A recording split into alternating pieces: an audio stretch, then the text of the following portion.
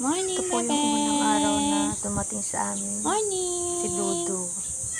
Pero ang tunay niya pong pangalan sa kanyang dating amo is si Morning. Bluetooth. Namatay po yung dating amo niya, kaya kung saan na po siya Morning. napapasa. Wala naman ako. Morning Mabait na naman po morning. talaga siya. Morning. Kung gano'ng kaamo rin naman mukha niya. Morning. Pero minsan talaga nagiging wild din siya kasi hindi namin Morning. talaga siya alaga sa amin. Napunta lang siya na malaki na ganyan na. Yan yung unang araw niya na dumating sa amin. Hindi naman siya wild. Hindi niya ako inaangilan. Pero nung mga tumagal-tagal na, naging wild na siya. Morning. Nagbago na ugali niya. Dudu. Morning. Dudu. Hindi inaasahan Dudu, na. morning. Nung Morning, mas Dudu. malaya siya, na Alam hindi mo na na po pangalan namin mo, siya Dudu na tinatali. pangalan mo, ha? Nakalagay Si lang po Dudu. siya sa isang Morning, bodega Dudu. ng gas namin na malawak naman po siya. Morning. Para takbuhan niya, galaan. Alexa, no? Naging wild po siya doon. Hindi ko na Shake alam hands. siguro dahil sa mga Oh, nakikita shake niya. hands kami ni Nakatrigger sa kanya. Dudu. Oh, love, love, love. Nagiging Dudu. sumpungin siya. Minsan bigla Love, na lang love, love. Oh, mag-aaway. shake hands daw, shake hands. Tapos Ako isang marunong araw nga mag-shake na hands, talagang oh. Shake hands, dumating yung bebe. araw Shake na hands.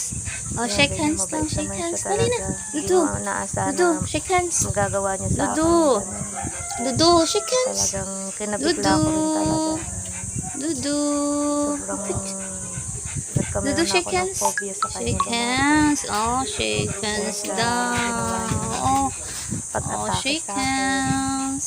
Kasi talaga may nanghiram sa Dudu. akin ng kiluhan kasi yung Dudu, araw na shake yun. hands. Inaandun sa kanya Shake hands, kulungan Dudu. sa bodega Oh, nga po. nakikipag-shake hands Yung siya. pagkakuha Oh, ko ng nakikipagkilala si kiluhan. Dudu. Tapos Shake hands palabas na kami ako ni yung Dudu. magbobote kasi Ka dyan. lumapit. Okay, Nag-trigger dito, siya bibi. doon sa magbobote. Bye, Dudu. Ayan na ikaw na puntahan ni Mami. Nasa loob ako nung palabas ako. Alexa, huwag ka dyan. Nagalit siya doon sa tao niya yun. Bye, Dudu. Ako tuloy na Tsaka pagbuntungan niya. Tapos yan, bigla niya nahagip yung paa ko nga. Kinagat-kagat niya. Talagang ang sakit. Sobrang lubog talaga yung pagkakagat niya. Yan, no? Duguan po yan. Talagang tatlong malalaking kagat po yung tumalab talaga bumaon. Sobrang sakit talaga. Malakas po yung dugo niya na bago ko po siya. Yan, hugasan ko na po siya dyan. Talagang sobrang sakit niya. Tapos pina-inject ko na rin po yan nung after ko mahugasan niya. Punta po kami sa City Hall para magpa-inject ng anti-tetanus saka anti-rabies po. Tapos po binigyan ako ng antibiotic tsaka may penamic para sa kirot. Tapos ngayon nga po yung mga ilang oras po talagang sobrang kirot na po lagi niya. Talaga hindi ko na siya maihakbang. Ayan, tapos yan, madugong-madugo po siya talaga. Tapos paghahakbang ako, yun, halos talaga namagana siya. Yung daliri ko, umano na siya, namagana. Na-inject na po yan, na-injectan na po ako dyan. Nakauwi na po ako. Namagana siya, yun, yung sa migit ng daliri. Pagitan, andyan po yun, talaga malaki rin po, malalim yung pagkakagat. Tapos yun, sa may daliri na yun, na may taas. Baka iba na may ma-videohan ko. Kagat po rin yun. Bali, tatlo nga po yung malalaking kagat. Tapos may maliliit pang scratch na ngipin. Ang likot Ito na yung pa mo. pinakamalalim din sa ilalim talapakan ko. Kaya talaga hindi rin po ako makahakbang sa sobrang sakit.